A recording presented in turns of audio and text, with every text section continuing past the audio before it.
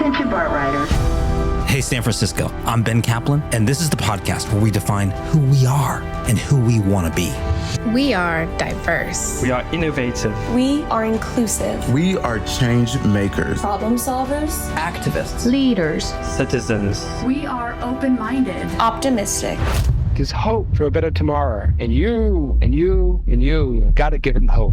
This is the podcast that's more than a podcast. San Francisco, they are the world champions. We are San Francisco.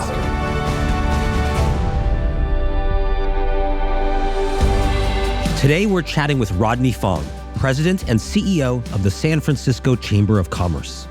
In this capacity, Rodney oversees a membership organization comprised of about 1,300 San Francisco businesses, with more than 60% being small businesses. As a fourth-generation San Franciscan who grew up in the Richmond district, Rodney operated the original Wax Museum at Fisherman's Wharf as a family business for nearly 3 decades, in addition to running his own real estate business and family foundation. He also previously served on the San Francisco Planning Commission and as president of the San Francisco Port Commission, roles where he became well-versed in issues related to land use, transportation, industry, and neighborhood planning. So what can we do to better support commercial activity in both the downtown core and other San Francisco neighborhoods? And does San Francisco now have a once-in-a-generation opportunity to change its future? Let's find out with Rodney Fong. Rodney, it's certainly an interesting time for the city, a challenging time, interesting and challenging time for the chamber as well. To start off with, in a recent city poll that you do, vast majority of San Franciscans think we're headed in the wrong direction. Why do you think that is? Why does everyone have this sort of pervasive sense? And how did we get here to begin with? Because it wasn't always this way, and yet it feels like we're caught in the middle of this, and it feels like it's difficult to reverse. Well, it's a really good question, Ben, and thanks for having me. The City Beat poll has actually been going on for about 15 consecutive years and asking almost the exact same questions. Are we headed in the right direction? How's the mayor doing? What's your feeling about government? And over the last 15 years, there's a really consistent theme that San Francisco has not been going in the right direction from a business perspective, from a livability perspective, from a cost of living perspective. And I think that COVID really exemplified all of this direction over the last 15, 20 years. Obviously, we were accelerated by Asian hate and public safety. And I think on top of COVID, really forced many of the businesses to consider closing, leaving San Francisco, which was not good. It's a compilation of, I think, some maybe even conflicts that we have internally as San Franciscans, because I think we all, for the most part, are very progressive in San Francisco. And I think when we go to the ballot box, often we maybe even have a different sort of tone of that progressiveness when we fill in that little bubble, and that we want the best for schools, for kids, for the unhoused in a very compassionate, loving way. But I think sometimes also that catches up. It has caught up with us in that we believe at the chamber, to be progressive, you've got to be successful. And we have to have a certain level of productivity in the city, certain level of economic benefit of the city to be able to afford, frankly, all of the great social things that we all believe in and want for our city. But we've got to be successful in that way. Sure. The notion of the actual word progressive is progress. And to make progress, to move forward, you certainly need results. And your background is interesting because you're a fourth generation San Franciscan. You were born and raised in the city, but you have multiple levels of parents and grandparents and who are also born and raised in the city. And given that perspective, does this feel, the situation, the challenges we're in now, feel different than other times? I mean, San Francisco has had difficult moments before. There's many things that have happened, but what is the nature of this moment, kind of this post-COVID, post-changes in behaviors of people maybe working in the city and downtown, and who's living here and who's not and who's moving away? What is your perspective just as a longtime resident for where we are now? I want to clarify, I often talk about our family's history here in San Francisco, and it really means nothing except that I grew up hearing stories about San Francisco that were before my lifetime. So as a kid, you start to hear these stories from your grandparents or whatever, and you start to visualize what San Francisco really was and what it really felt like from their lips.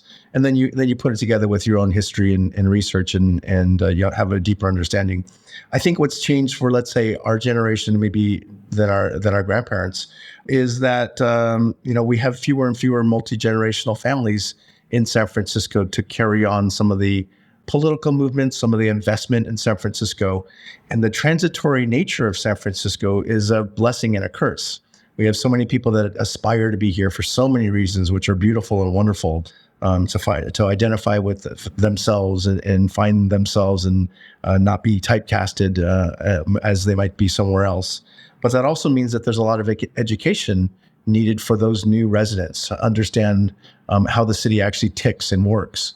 The cost of certain things that we might think are social benefits and progressive, there's a real hard cost to those. I think we saw the outward migration of people leaving during COVID. That's actually, unfortunately, nothing new to San Francisco. And for example, all of my high school friends no longer live in San Francisco. They all migrated for essentially the same reasons: the cost of living, the difficulty of raising kids in San Francisco, and maybe they're inaccurate, but the lack of faith in the school system and feeling like the only choice is to go to a private school in San Francisco. All terribly expensive to do, and to raise a family is tough. So, I think it's interesting where we are now. I think that there are great movements as we speak today, and I come back to present day, of organizations like We Love San Francisco that are popping up, that are finally bringing together people who took it for granted that San Francisco was going to run by itself because we had $14 billion. Now I think we're all like understanding and knowing who our supervisor is.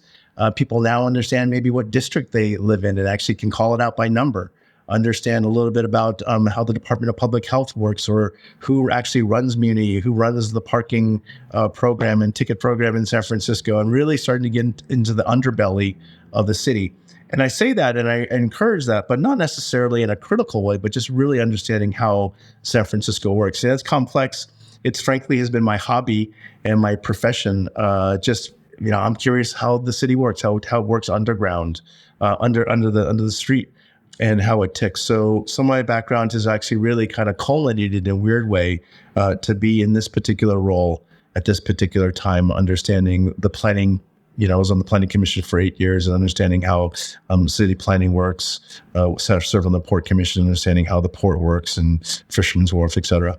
It's interesting. You and I have chatted this before about whether this is a moment for us. So we can talk about this notion of these challenges in some ways are unprecedented. Some of that could have been anticipated. Maybe, to your point earlier, there was a trend even before COVID of certain challenges rising up, but some of that is COVID related and other things that maybe was a little bit more difficult to anticipate. But there's a feeling, and I feel this all the time, whether it's through the podcast or through our organization, we, San Francisco, that lots more people want to get involved than before. It used to be this like San Francisco's amazing. There's amazing opportunity and people and networking and beauty and culture and all this stuff. And you could just come here and enjoy. And just, enjoy, and you didn't really have to give back that much. But now a lot of those people and people that weren't really interested in maybe giving back and being committed and helping build the community, they might have already left. So the people that are here for a reason.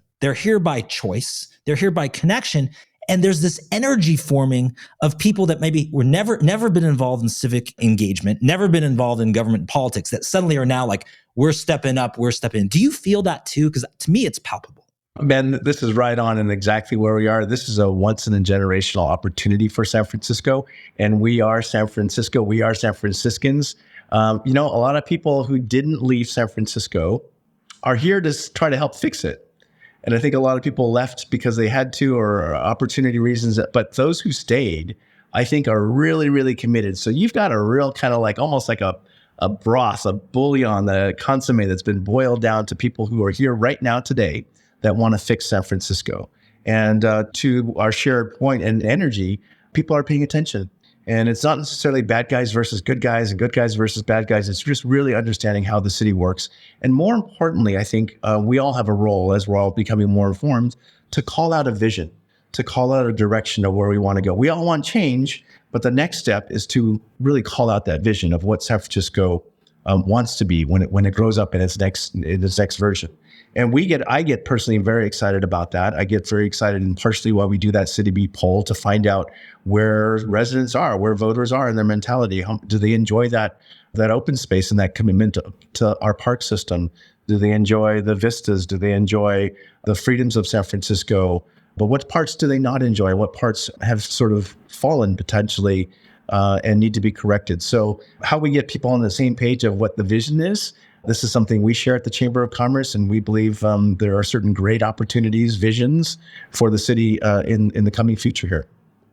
For downtown, do you feel like we need a sea change, like a really big shift in what downtown is? Or do you feel like that is overblown from your perspective? And what I mean by that is, just for some context, I mean, you will hear ideas thrown around even from the mayor, like, oh, we need like a soccer stadium downtown or something like really, really radical, or like, what are we going to do with Westfield Mall, or like a huge change. You hear other ideas that like, okay, we need to bring more government buildings and offices and services and California system universities into downtown, like something totally radical. Or do we need more like incremental change where those are really big things, but hard things to do also, and we just need to focus on littler things that can accumulate? What is your opinion on that? All those things you mentioned, this is a time to think out of the box. This is a time to think boldly, audaciously, crazy, out of the box ideas, both on the social side, on the housing side, as well as the downtown and how we use it.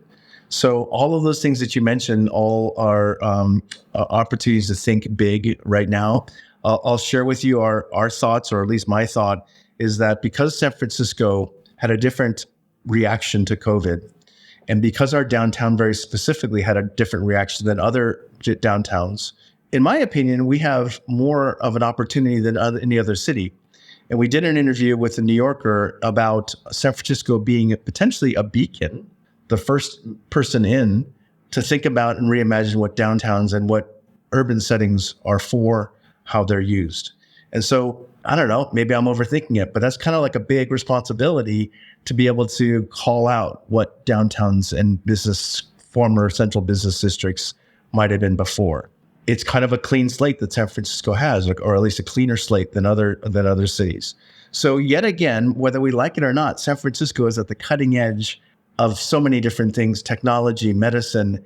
And here we are, in my opinion, with an opportunity to be on the cutting edge of an urban planning solution, a design problem, more than anything else, a design problem for San Francisco and what we all want to try to achieve.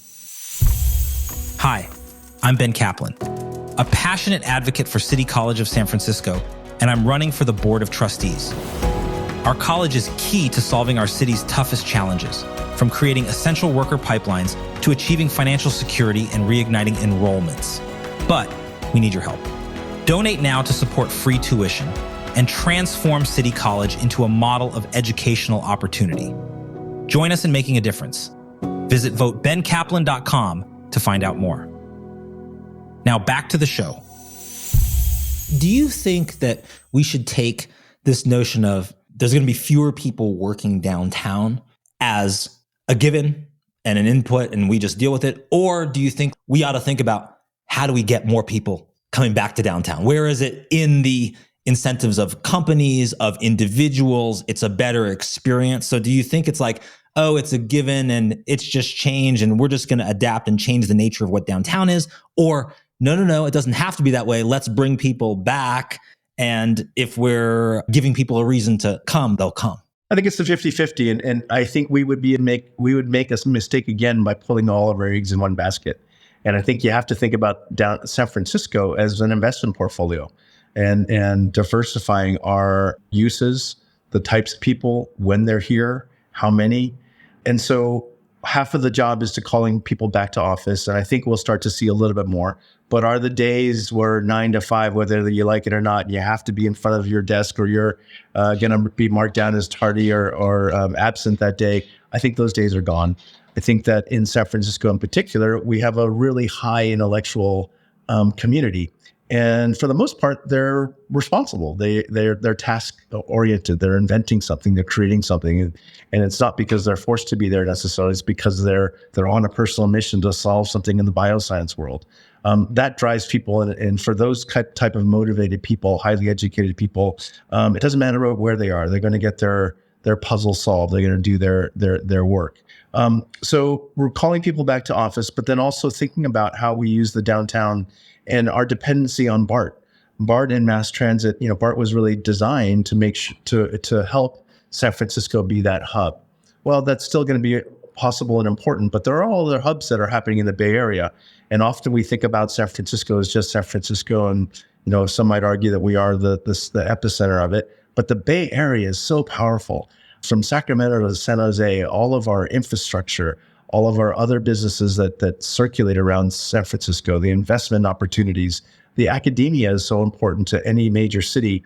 And when we're asked sometimes by other countries, what's the secret sauce of the Bay Area and San Francisco, we often come back to it's the academia. It's Stanford University, it's UC Berkeley, it's Hastings Law School. All of these places are creating and attracting really good talent. And because I think of the natural beauty and climate of San Francisco, that talent who ends up going to school often ends up staying here, but maybe more than other universities and other university towns. So I think that an investment in academia in the downtown is really critical. Thinking about the age demographic, San Francisco and all of these booms and busts, it's always been a younger audience that's brought it back, whether it's a music audience, a poetry audience, a tech audience, a .com audience. It's a younger group. And so in a weird sort of way, we have to be thinking about that person who may be 16 years old right now. And in a few years, that person's going to be going to high school, college. And a couple full years after that, they're going to be looking for a job. They're going to be wanting to be in a place that's cool like San Francisco, that they can go out and find a music scene, find an art scene, but also do some really serious work during the day or night. So, looking towards youth, looking towards academia, having a full mix of San Francisco. I'm not saying anything different, because this is actually what San Francisco loves, is its diversity of people, age, food, ethnicity. And so we just got to keep doing the same and keep the mixing. To me, an analog to this that is from the world of business is when you had what happened between retail stores and online displacement, right? You had the rise of ordering online, and that caused some stores that were retail that didn't really have a great experience or a reason for being, that, basically gave you exactly what you could buy online, but maybe they had higher overhead. It wasn't as cheap. They struggled. And a lot of those companies maybe went out of business, don't exist anymore, or have a smaller footprint. However, there are other retail stores that they provided something that you couldn't quite get online. Like you could see something, you could touch something, you could experience something, you could do it differently.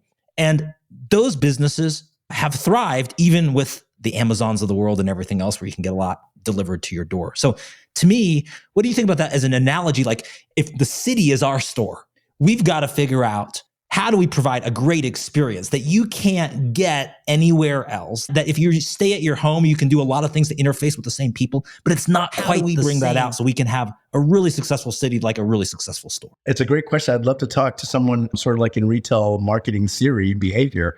But, just a basic observation, that experience, it starts maybe even online, where you're checking out a phone or a new car, or a Lucid Motors car. And then there's all through the experience. And there's a cool invitation to come sit in one.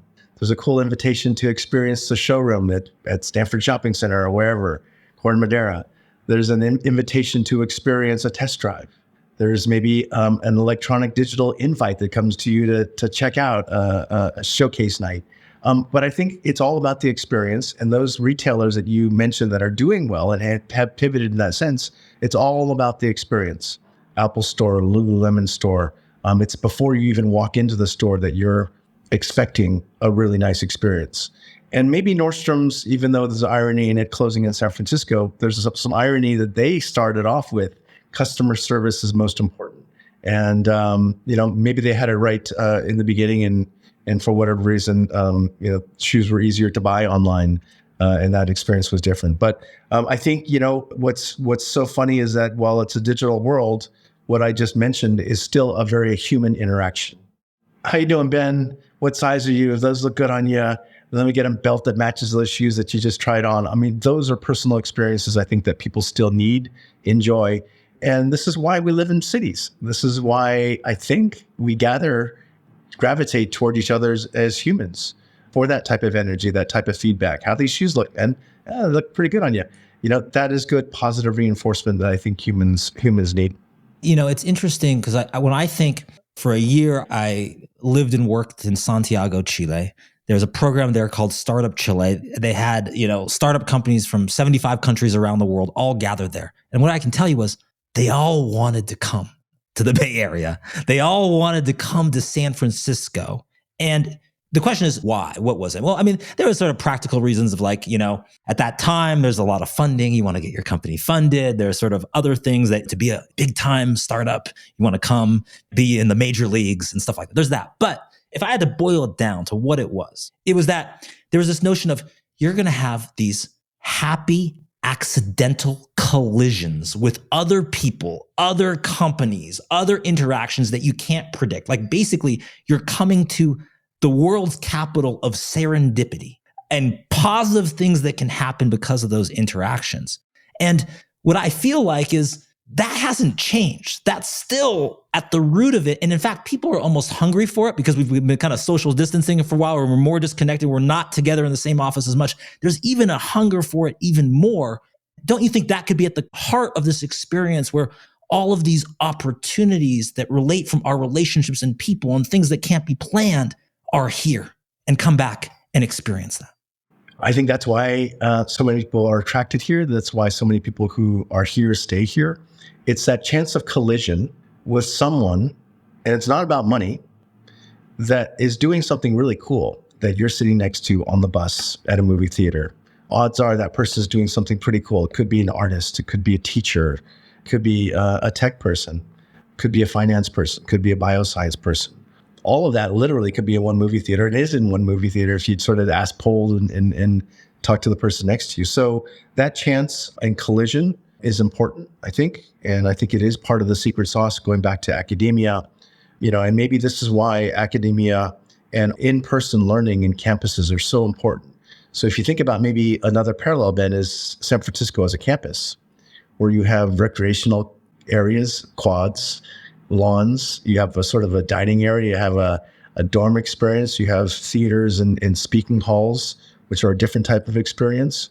But when you push everyone together into one confined, which San Francisco is, 7x7 space, there's a lot of energy that is collapsed into one, funneled into one space. And I think part of San Francisco's smallness is also what helps with those collisions.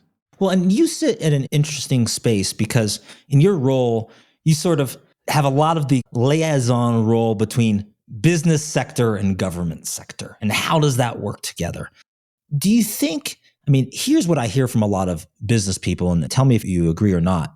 There's some skepticism on what is the role, if we're going to turn around our trajectory, what's the role of government in this? And what's the role of private business and private sector in this? Just because there's been many examples of San Francisco spending a ton of money and not getting a very high return on that money, like big projects. And whether you talk about homelessness or you talk about other crises that we've had, people are like, what did we get for that? So there's some skepticism on do we need a big government program to turn around downtown? Or is it more of the connections between all of us and alliances and partnerships and public and private and all of that? What is your feeling on that? Because people are skeptical, is government going to be the solution on this where we don't have a great track record of being really efficient with how we deploy resources to get results? Mm-hmm. That's a really good question, Ben. And, to me, it's not about the size of the budget. It's about the social contract that is unwritten. And then we actually saw a good example of a social contract during COVID when people were asked to stay home and stay in shelter. There was no hard and fast rule with that, but people understood for the betterment of the society we were going to do this. The social contract from a business, private sector and government side, businesses, people pay taxes. For that, there's some very simple, basic requirements to adhere to that contract from the government side. Good schools, safe streets, clean water, safe streets again, because that's so important. And when residents feel like, regardless of how much they're paying, that contract is broken, then I think you start to have the critics come out about government. It's a very fine line, I think, to balance. Do we need to rethink our government system? Potentially. Do we need folks in office, big and small, and higher positions, department heads as well as electeds, to think and be reminded that San Francisco or any major city or any small town needs to coexist with private sector and government. It can't be all on the private sector. It can't all be on government. And there's a fine balance, balance point between those.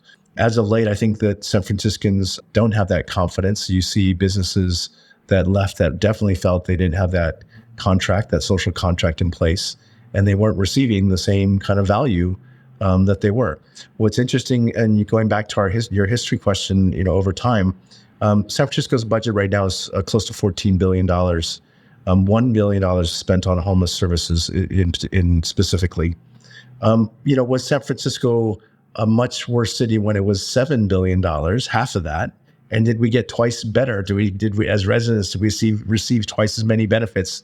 Super clean streets, asphalt paved roads, more parks. I think some would argue that the park system in particular has gotten much, much better. But other aspects, I don't know if they've gotten twice as good. So I think a little bit examination of how we spend our monies, whatever the budget is, an accountability, probably everybody now, just in our own struggles to survive in San Francisco, have to have our kitchen table economics, have some budgeting on the kitchen table, and some accountability of where the monies are spent, how they're spent. Are they most productive?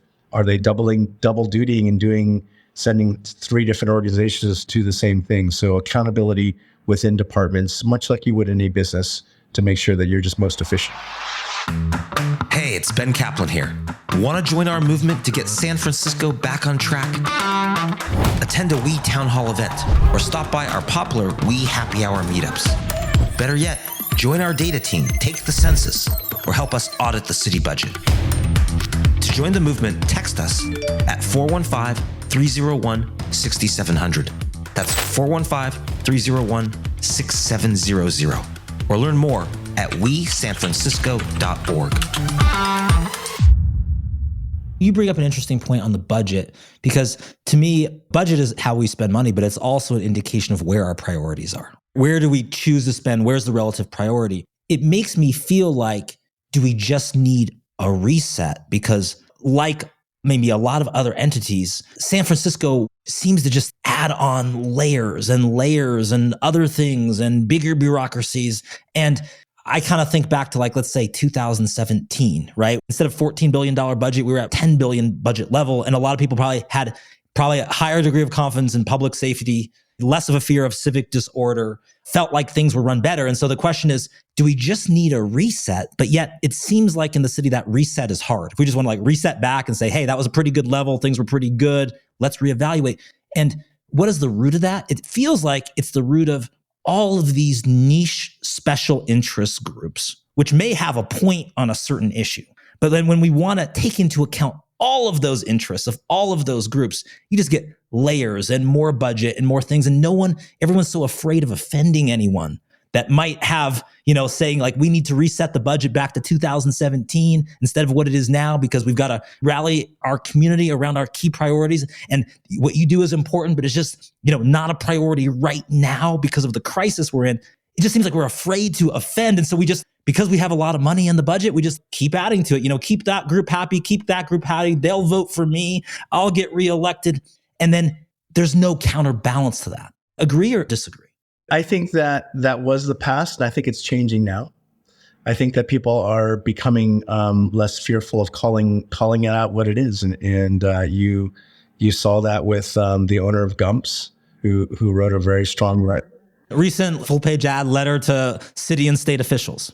That's right, calling out and calling what he thought it was. And so, you know what? I don't know if the word is reset. I don't know if it's not a full mutiny. It's not an overthrow. But I think it's just very natural to reset priorities. And we shouldn't be bashful about it. We shouldn't be ashamed about it. The world changes faster and is changing faster. And reestablishing the priorities that San Franciscans have 5 years ago, 10 years ago, might be very different going forward. We're all changing and evolving. Autonomous cars, we'll throw that into the mix. So that's part of change. It's uncomfortable. Change is the most difficult thing there is to try to figure out as a human, but it's really important. I think that we change and that we look just a little bit around the corner, not try to reset just for today, because it's going to change again. And so, the sort of the idea, maybe this is maybe how I was sort of brought up, and maybe you were as well, to think a little bit ahead and measure twice, cut once. think about the convertibility of how we use land use in buildings, and hospitals maybe turning into residents, and thinking about that when we design them, because telemedicine becomes more popular as we go forward. All these things I think are important, but change is inevitable. And San Francisco's, again, secret sauce is being able to adapt to those changes, both in a policy way, but also in the technology manner. So, reprioritization, to answer your question, is not a bad thing.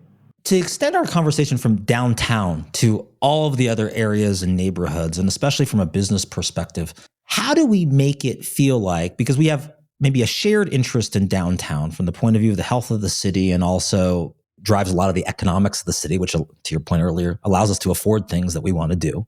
But how do we make it feel like, and sometimes I talk to business owners that are not located downtown, that like, oh, there's so much focus there that we're kind of an afterthought, and we don't need big bets. We need small bets. And I'll give you an example. I was talking to some different business owners in inner Richmond, outer Richmond, restaurants in the corridor, and they'll tell you frustration of, hey, we thought the city said rules for our parklet that we're going to put outside our restaurant, and it was one way, and we built the whole thing. And then they changed the rules on us, and they had a new set of rules and regulations that would cause us to have to undo thousands of dollars, spend thousands of dollars more, and change this whole thing. And if they just could have specified that earlier, stuck with it, we would have a parklet. But now we're just taking it down because it's not even worth it for us to comply. And there's frustration there. And there's frustration that like we're a small business in the outer Richmond and we're an afterthought. What do you say to that? Or what can we do so we can improve downtown, but like everyone feels like they're a part of this, they're being taken care of, and 10 other districts, dozens other neighborhoods don't feel like they're forgotten? Well, I might be too much of a planner, but we have long before COVID dreamt of San Francisco being even more European than it is. And maybe you remember this, people talking about, why can't we have outdoor dining? We have the best weather in the world and we don't have enough outdoor dining. Why don't we have rooftop bars? They have rooftop bars in Chicago and New York. It snows there. To pre-design those kinds of things and think about them as the world changes, there's going to be an earthquake. There's going to be catastrophic loss in certain parts of the city. To reimagine those things now and have them somewhat in the can and have public approval in the process, easier said than done, but really important. And to go back to the very example of parklets, to have thought about the design criteria, the maybe even templates available to people to design and create their parklet, to think about, and 4 or 5 years ago, to think about how the San Francisco Fire Department may need access to the sidewalk to get ladders across, and that's parklet shouldn't be over a certain height so they can swing a ladder to get to a rooftop to get someone out, to talk to PG&E about the manhole covers that maybe parklets were built on top of and how that was not a cool thing. So all of those things I think are avoidable or were avoidable. And there are going to be many other things going in the future that are avoidable if we think about them now and plan for them now and design them now. To me, it's not only the substance of, hey, there's a new ordinance that says we have to change our parklet, whatever it is, but it's just the tone of it. And what I wonder is, to me, Rodney, you're an advocate, you're a champion for businesses of all sizes, as I think we've talked about before. 1,300 members of the Chamber of Commerce, over 60% are small business. You're their champion. And I would love people to feel like in their city government that they're our champion too.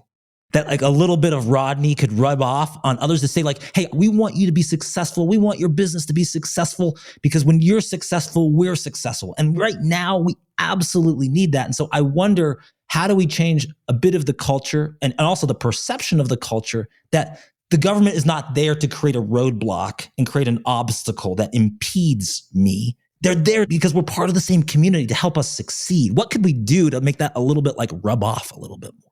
I think it really starts with a vision.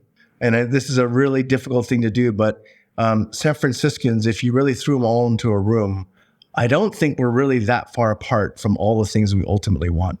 And if we can get to that unified vision, boy, the power of that is so strong when everyone is rowing in the same direction and there's less confrontation because we know where we want to get by 2030, 2040. You see that power, watching the Maui fires and watching how the community is reacting to that. And there's a common goal, a common enemy, maybe even to rebuild, and for the Hawaiians and the Maui residents to feel part of that rebuild. But that's a common goal, and unfortunately a tragedy through that to force that to happen. But if San Francisco could find a goal that maybe we all wanted to be the cleanest, greenest city in America by 2040, and we knew what that meant from my business perspective, you know what that meant from your residential perspective. If you're a government worker, okay, man, 2040, cleanest and greenest city in America, I can understand that. We all want to grow in that direction. I think it just makes it really much easier to have those pillars that are part of a vision. What I would love to see, I totally agree with you about the importance of rowing in the same direction.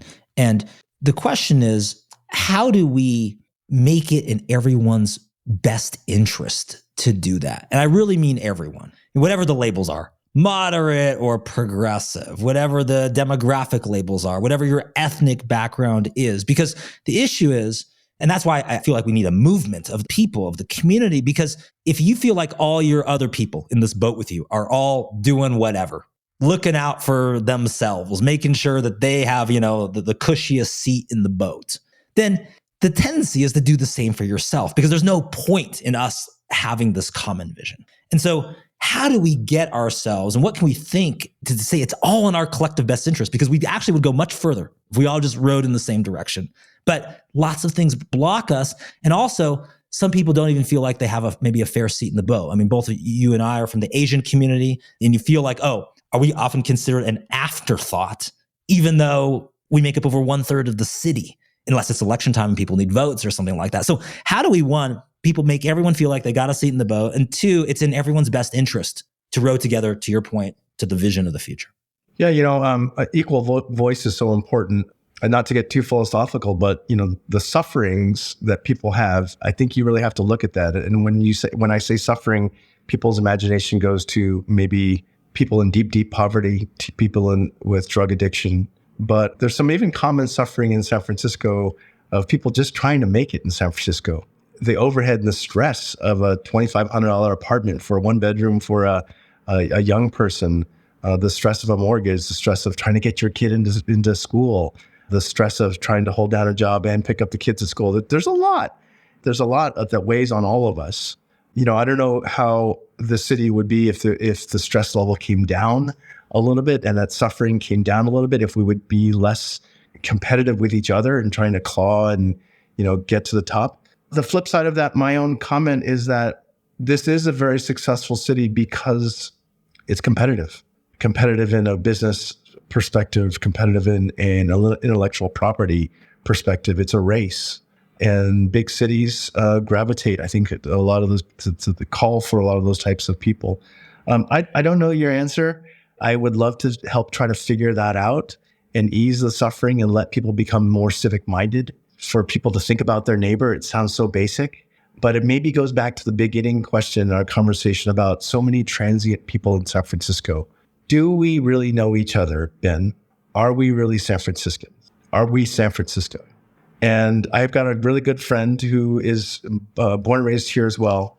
And she says, well, people just don't say hi to each other anymore, Rodney. I go down the street and people are kind of like this. Maybe it's COVID, but they're kind of like don't want to engage. And so she's going to start a campaign that's hello, San Francisco, hi, San Francisco. And very basically encourage people to say hi to each other, to start a conversation up. It doesn't have to be the biggest conversation in your life, but just to start a conversation up and for all of us to get to know each other. So maybe that room feels crowded and competitive and elbow to elbow because people don't really understand themselves. One of the benefits of COVID, I think, is we got to literally know our neighbors a little bit. Hopefully you did. We certainly did. So I don't know. It's pretty basic. It's like neighborhood society, trusting each other a little bit more, trusting each other's actions a little bit more, not being so suspicious, frankly. And that's why, to me, and just to wrap up, don't underestimate the power of community. And what community is that, we have more in similar than maybe we have different, that we want similar things, that we know that there's the raw ingredients of what makes San Francisco great is still here because we're all still here. To do it, it's just these things on the surface that have just gotten in the way and blocked. And so that's why I think even for a crisis that we're now, don't underestimate connection. Don't underestimate saying hello. Don't underestimate fun. Don't underestimate trying to find common ground and connection. And the thing that probably frustrates me most is just when we can't say this really powerful phrase, which is, we agree to disagree. You know what? Let's agree to disagree, and let's go out and let's have a coffee and have a beer and sit in a park and work together. And we can disagree on this little thing because there's so much more that connect and agree us. If we just had a whole bunch of people saying that, relatively small number of San Franciscans just doing that, then all of our problems get easier to solve. And sometimes we just forget, to your point, some of the basics. That's right. And crisis can do that. Crisis, like we're in right now, can bring people together. Again, you look at the Hawaii fire, and that sense of ohana, family. What is San Francisco's ohana? And I see those pictures of people, using their own private boats to get supplies to, and their neighbors are waist deep in water, carrying stuff over in chain gang way. Like, that's really family. That's really community. What's San Francisco's version of ohana? According to Rodney Fong, 2024 represents a rare opportunity to really set the course of San Francisco's future for decades to come. Like a soup that's been boiled down to its essential flavor, and because of the exodus of those less committed to San Francisco, we now have a concentration of people here in the city who are absolutely, positively committed to fixing it. And that's incredibly powerful. But do we need to think big, or do we need to think small? Until our city government proves that it can execute big projects efficiently and effectively, we'll get better returns from the little things we do. So set aside talk of soccer stadiums and let's get the basics right. If any company announces they will be leaving downtown or San Francisco as a whole, let's call them up and fight to keep them. If companies are leaving other locations in California, the Western US, or the country at large, let's invite them one by one to come to San Francisco. As Rodney points out, if we have progressive ideas to create social improvement and change, we absolutely need a strong commercial base to fund those changes. So let's roll out the red carpet, or maybe in our case, rainbow-colored carpet, and tell small business owners and big businesses alike that San Francisco is open for business. We need you, we want you, and we will do everything in our power to ensure that we're the place for you to succeed. If San Francisco companies don't need as much physical office space as before, let's diversify to industries that do. Generative AI companies? Check. Hey, finance industry, you're requiring workers in office? We've got you. Academia, state government, you need office space? Come on down. If San Francisco is like an investment portfolio, let's diversify uses of our city and seek to deliver a fantastic experience across a range of use cases. Maybe San Francisco is a campus. Maybe San Francisco is a storefront. Whatever the metaphor, San Francisco needs to create value for both businesses and its residents. To do this, we need a vision. We'll have to reset our priorities. If 2023 was about impending doom, what if 2024 was about an upcoming boom? It's up to us to make it happen. We are San Francisco.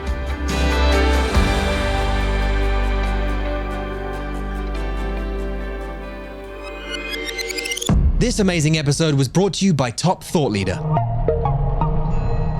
Don't forget to rate, review, and subscribe.